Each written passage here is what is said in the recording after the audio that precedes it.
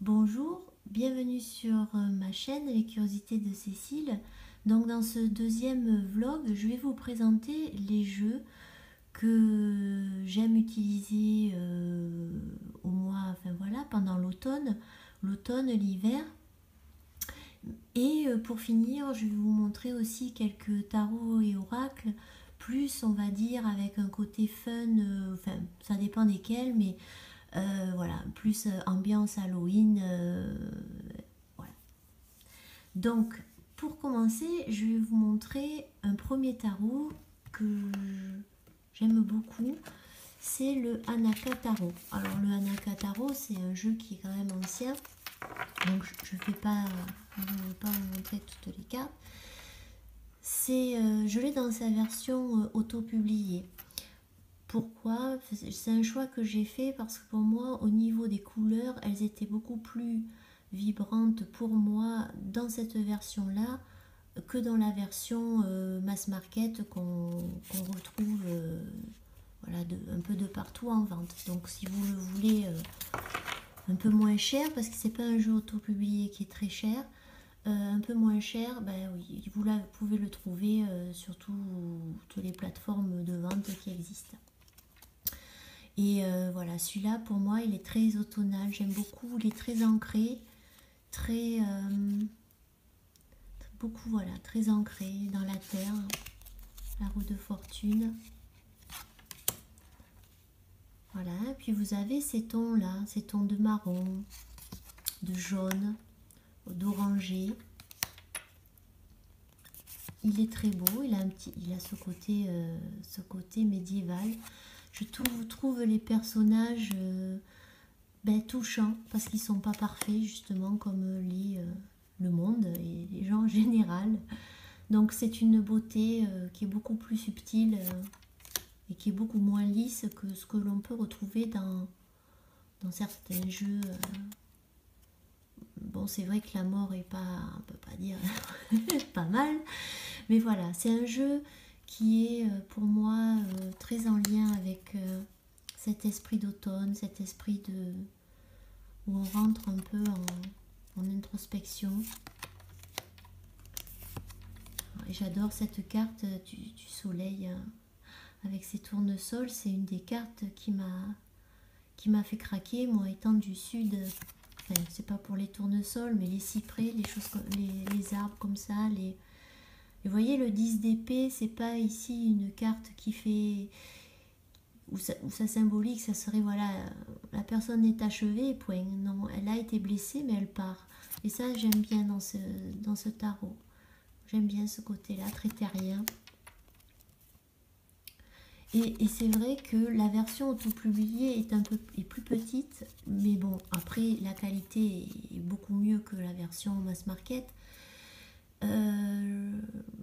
Puis on n'a pas les noms en bas des cartes, donc voilà, on a vraiment la place pour l'image, même si au niveau format, elles sont plus petites. Mais en tout cas, voilà, mon choix, ça a été sur les couleurs. Parce que vous voyez par exemple cette carte-ci, je ne sais pas si on verra bien, parce qu'il ne fait pas très très beau, mais dans la version mass market, vous n'avez pas ce côté-là un peu orangé, hein, ce dégradé de couleurs. Ça va vraiment dans le côté jaune, le côté beaucoup plus flash. Et moi, ça me dérangeait un peu. Donc voilà, le Hanaka Tarot, un très beau tarot pour l'automne. Un autre tarot que j'aime beaucoup, c'est The Forest of Enchantment Tarot. Voilà. Alors là, tout est beau dans ce tarot, la boîte. Le guidebook est en anglais, mais il est très bien fait. Et il est très beau aussi, hein. Vous avez l'illustration de la carte sur toute une page, l'explication de la carte et ce qu'elle signifie, ce que vous pouvez percevoir. Et pour toutes les cartes, c'est pareil. Et à la fin, vous avez même un petit emplacement pour pouvoir noter vos jeux. Et celui-là, et on est baigné dans la forêt enchantée. Alors on a des créatures magiques, on peut avoir voilà, hein, des lutins, des dragons. Il est très très très beau. Et puis ces couleurs, voilà, c'est toujours pareil. Hein, c'est canton de vert, marron, orangé. Je l'aime beaucoup. Vous trouverez sûrement des reviews aussi de ce jeu-là. Ou si un jour vous voulez que je fasse une review d'un jeu particulier que vous avez vu dans un vlog, je peux la faire aussi. Voilà, on a des animaux, on a des plantes, des arbres. En plus, il a un petit côté conte de fées aussi. Donc, c'est un tarot qu'on peut utiliser en intuitif, même si pour moi, le tarot n'est pas qu'intuitif. Mais en tout cas, il prête à ça. Ça, c'était les tarots. Alors après, un autre, ça c'est un Lenormand, c'est le Lenormand de Célia Mélesville, le reflet de lune. Alors, je ne m'y connais pas trop dans l'interprétation du Lenormand, mais quand j'ai vu ces illustrations, ça m'a flashé. Donc vous avez le dos, les tranches sont noires, et voilà. Il est ces tons comme ça de sépia, il est magnifique.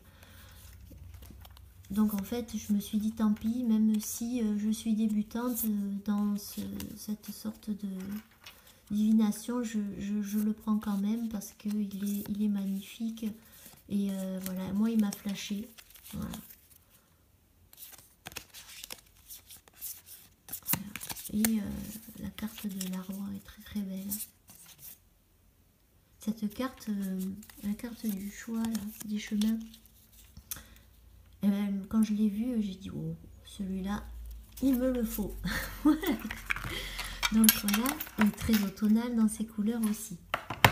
Un autre que j'ai eu il n'y a pas longtemps, pourtant il existe depuis un bon moment, mais j'hésite un peu avec ce genre d'oracle, je sais pas, des fois j'ai un peu de mal, mais en fait j'aimais tellement les illustrations et les couleurs, hein, c'est l'oracle, voilà, les esprits de la forêt de Cavendish, donc qui est quand même très connu depuis longtemps. J'hésitais, oui, bon, il me plaît, mais bon, est-ce que ça... Et puis finalement, je me suis dit, bon, allez, je l'ai trouvé d'occasion. Je me suis dit, allez, voilà, et là, hein, voilà, il y a plein de reviews de ce jeu-là, je l'aime beaucoup, il a un côté automnal. Je ne suis pas encore beaucoup familiarisée avec lui, mais c'est vrai que les illustrations sont très belles. Il y en a certaines que j'aime un peu moins, mais je crois que c'est un peu dans tout. Dans tous les jeux, il y a toujours une ou deux cartes. Donc ça, c'était voilà les jeux, on va dire, automne, ambiance automnale. Maintenant, on va passer au tarot qui, pour moi, sont plus dans l'esprit Halloween, quoi. Donc le premier est très connu aussi, c'est le Deviant Moon de Patrick Valenza. Alors ce jeu-là, la première fois que je l'ai vu, comme beaucoup de gens, j'étais, comment dire, un petit peu... il me faisait un petit peu peur ce jeu. Et puis finalement, je trouve que chez Patrick Valenza, dans tous ses jeux, même s'ils ont l'air quand même parfois assez dark, comme son oracle qu'il a sorti il n'y a pas très longtemps, il y a beaucoup d'humour.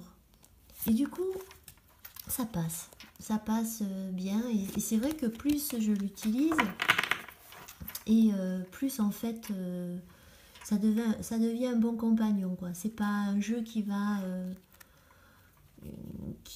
me faire peur, même si c'est vrai qu'au niveau de l'image au premier abord on peut se dire ouh, ce jeu là je le sens pas, voilà. Il y a beaucoup d'humour dans ce jeu et en fait c'est ça qui fait aussi, hein. Il est très très beau et puis il est très travaillé, je veux dire, c'est pas un copier-coller de photos ou d'illustrations fait un tarot, c'est vraiment une création de A à Z. Voilà, ça fait un peu peur, c'est particulier, mais si vraiment on se plonge dans les illustrations, on voit l'humour qu'il y a, on s'attache à ces personnages et on s'y retrouve pas mal dedans dans certaines, enfin, parfois dans certains tirages. Voilà. avec le dos. Et puis là, j'ai noirci l'étrange. Voilà. Mais ça aussi, c'est un jeu que vous retrouvez. Vous avez beaucoup de reviews sur ce jeu-ci. Alors après, un très très connu aussi, c'est The Dark Mansion Tarot, qui apparemment va ressortir dans pas longtemps. Donc voilà, pareil, je ne vais pas montrer toutes les cartes, mais je l'aime beaucoup. Il a un côté un peu Tim Burton, un petit côté BD, il est très détaillé, artistiquement, on peut pas dire. Voilà, c'est un très beau jeu. C'est pas un jeu qui fait peur, c'est un jeu qui est aussi très bien pour les débutants parce que voilà, hein, il reprend vraiment au niveau graphique les interprétations, enfin la symbolique du tarot. Il est très beau. Donc le Dark Mansion Tarot aussi.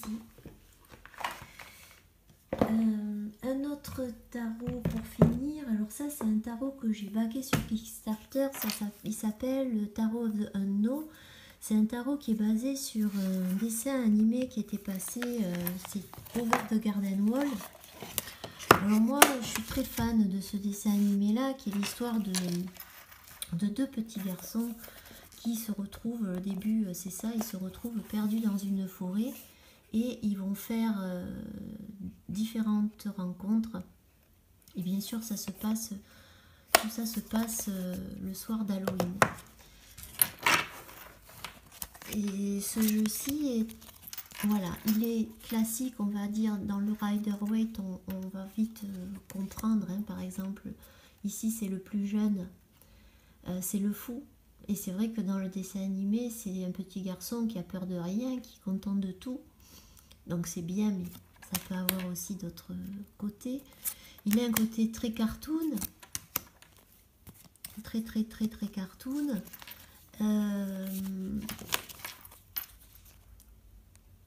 Voilà. Donc on retrouve des citrouilles, on retrouve des enfants déguisés pour Halloween, des animaux.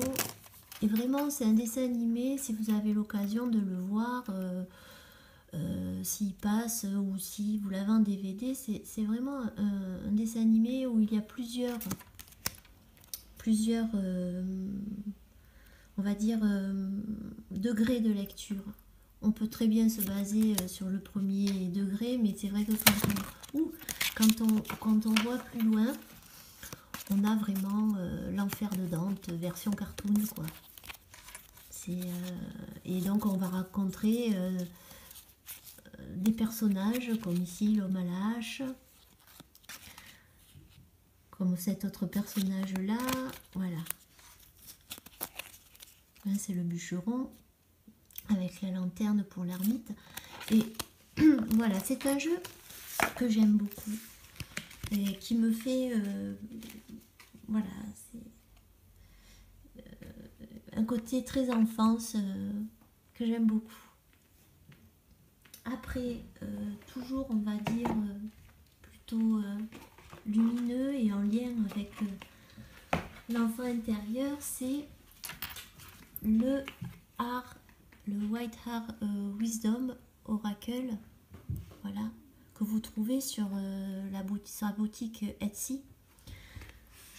En fait, ce jeu-là, dès qu'il est apparu sur Etsy, j'ai craqué. J'ai craqué sans trop savoir. Les illustrations m'ont de suite parlé. Elle en a sorti un autre d'oracle il n'y a pas longtemps. Elle fait aussi beaucoup de choses. Voilà, des petits pochons pour les oracles.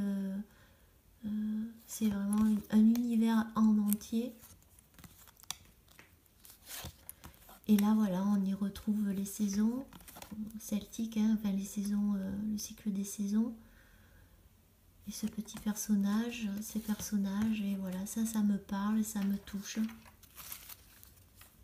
Voilà, et derrière vous avez un petit lièvre. Voilà. Alors, c'est tout en anglais. C'est vrai que c'est quand même intéressant d'arriver à traduire, mais avec voilà, hein, Google Traduction, on peut se débrouiller quand même pas mal. Voilà, ça c'était celui-là. Et puis alors pour terminer, un qui est très vieux, enfin qui est vieux, c'est Les Anges Déchus de Nigel Stuckling. Alors c'est un jeu que j'ai trouvé d'occasion il y a longtemps et que je devais avoir quand j'étais dans mes très jeunes années. Et puis je sais pas. Donc là on est avec des anges déchus, donc c'est des photos montage de cimetière, d'un cimetière, je sais plus exactement si c'est à Londres ou... Enfin c'est des... Voilà. Et donc c'est des montages avec des anges déchus, mais qui sont là. C'est pas des anges déchus sataniques et diaboliques, c'est juste des anges déchus qui ont vécu des choses et qui essayent justement de pouvoir aider l'être humain que nous sommes. Donc je l'aime beaucoup pour ses couleurs aussi. Après c'est un jeu qui a quand même pas mal de cartes, on va dire, avec un côté un peu plus négatif. En fait il faut aimer ce style, il faut aimer, voilà. Mais bon, le guidebook est pas mal avec, puisqu'en fait il n'est pas très épais. Mais à l'intérieur, vous avez un exemple de l'origine des cartes, sur le sexe des anges, une interprétation, les éléments, comment disposer vos cartes, le tirage à 3 cartes, à 5 cartes, et aussi le sceau de Salomon, un tirage, vous voyez. Et après, les interprétations de toutes les cartes. Voilà. Alors, il peut faire un petit peu peur, peut-être, celui-là, mais enfin... c'est... Voilà. Il est très très bien pour ça. Et puis, le petit dernier que je vais vous présenter, c'est The Literary Witches Oracle. Voilà. Donc, celui-là, c'est un peu pareil. Quand je l'ai vu, je savais pas trop ce que... J'avais pas vu de review dessus, mais je sais pas, les illustrations non plus. Le fait qu'on ait des représentations de toutes ces personnalités féminines qui ont contribué à faire évoluer le monde. Et je l'aime beaucoup aussi. Donc on a une partie, on a le jeu qui va être un peu divisé avec une partie un peu plus petite au niveau de... Voilà, des écrivains, Agatha Christie, voilà. Donc on a des personnages féminins comme ça, hein, c'est un peu gothique, c'est un peu dark. Et puis on a d'autres cartes de jeu qui sont, voilà, un peu comme dans le Midrell Pen, où on va trouver, voilà, le chaudron, le chat, le couteau, le lion, la pomme, l'araignée. Et donc, ça on fait aussi des tirages intéressants. C'est le dos. Voilà. Et ben voilà, je vous ai présenté tous ces jeux, tous les jeux pour automne et Halloween. Et ben j'espère que cette review vous a plu. Ben, je vous souhaite une bonne journée et puis à bientôt pour une prochaine vidéo. Je vous remercie et n'hésitez pas à vous abonner. Au revoir.